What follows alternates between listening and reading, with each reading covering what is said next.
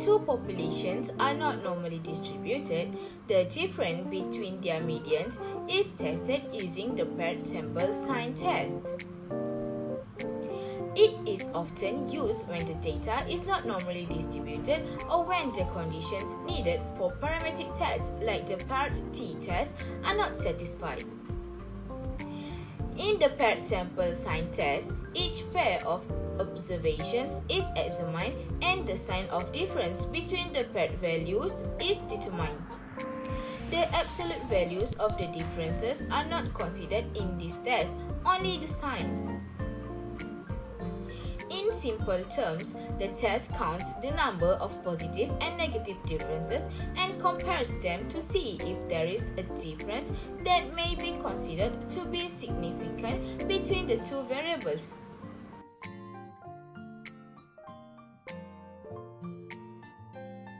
So, the question stated that the students at a certain school are required to take the SAT twice. The table shows both verbal SAT scores for 12 students. At alpha 0.05, can you conclude that the scores improved the second time they took the SAT?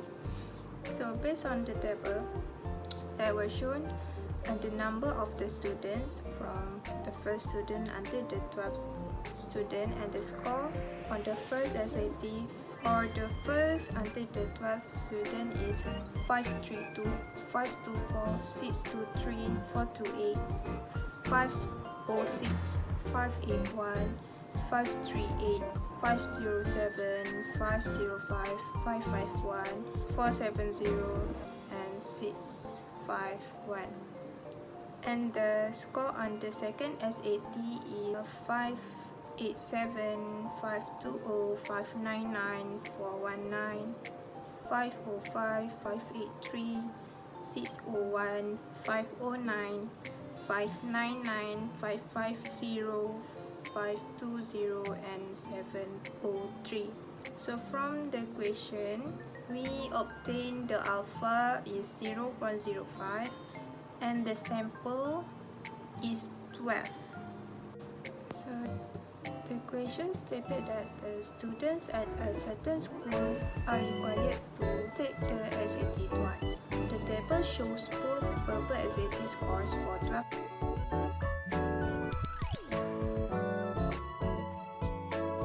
Okay, so we talk about step.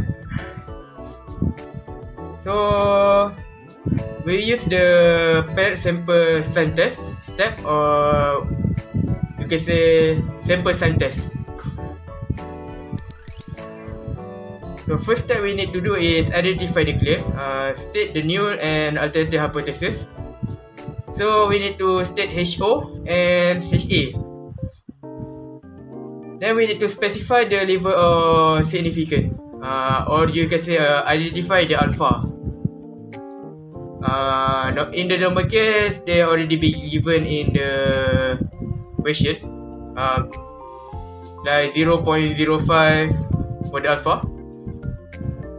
Then determine the sample size n by finding the difference for each data pair, and assign a plus sign for the positive difference and a negative sign for negative difference, and a 0 for no difference. Then we need to use the formula n equal to total number of positive and negative sign to find the n. Then we need to determine the critical value. For this, you need to use the table A in the appendix B. Then we need to find the test statistic using the formula of x equal to lesser number of positive and negative sign. Then we need to make a decision to reject or fail to reject the null hypothesis.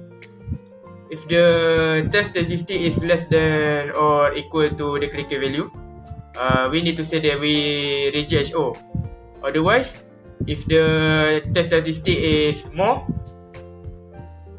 we need to say that we fail to reject HO. Then we need to interpret the decision or in the content or original claim.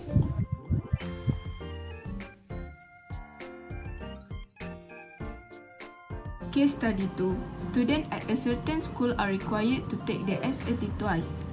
The table shows both verbal SAT score for 12 students at level of significance 0.05. Can you conclude that the score improved the second time they took the SAT? So the first step is we need to identify the claim, state the null and alternative hypothesis. In this case study, our null hypothesis is the SAT score have not improved, and our alternative hypothesis is the SAT score have improved, and we use it as our claim. The second step is we need to specify level of significance or alpha in symbol. In the question, it clearly states that our level of significance is 0.05. Step number 3, determine the sample size n by finding the difference for each data pair. Assign a positive sign for a positive difference, a negative sign for a negative difference, and 0 for no difference. In the table given, we can find out that there are 1, 2, 3, 4, 5, 6, 7 positive difference and 1, 2, 3, 4, 5 negative difference. So, our sample size n is 7 plus 5 equal to 12. Step number 4 is determine critical value. In this case study, we need to refer to table 8, which we get the value of 2. Step number 5, find test statistic X, which is lesser number of positive and negative sign. As we know, we have 7 positive sign and 5 negative sign. 5, which is the negative sign, is lesser number, so the test statistic is 5. 6 and 7, make a decision to reject or fail to reject the null hypothesis and interpret the decision in the context of the original claim. If the test statistic is less than or equal to the critical value, reject the null hypothesis. Otherwise, fail to reject the null hypothesis. In this case study, the test statistic X is greater than the critical value, which is 5 is greater than 2. So we fail to reject the null hypothesis. We can conclude that there is not enough evidence at the 5% level to support the claim that the verbal SAT score improved. Case study.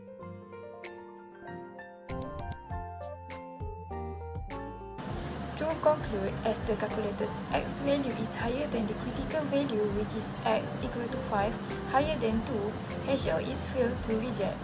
It is concluded that there is not enough evidence of 0.05 to support the claims of SAT scores improved. There is a few goods of using the paired sample sign test. The paired sample sign test performs well even with small sample sizes. It can provide reliable results when the sample size is limited, making it suitable for studies with constraint on data collection. Other than that, it also can be used with various types of measurement, including ordinal, interval, and ratio scales. It does not depend on any assumption of normality or nillarity.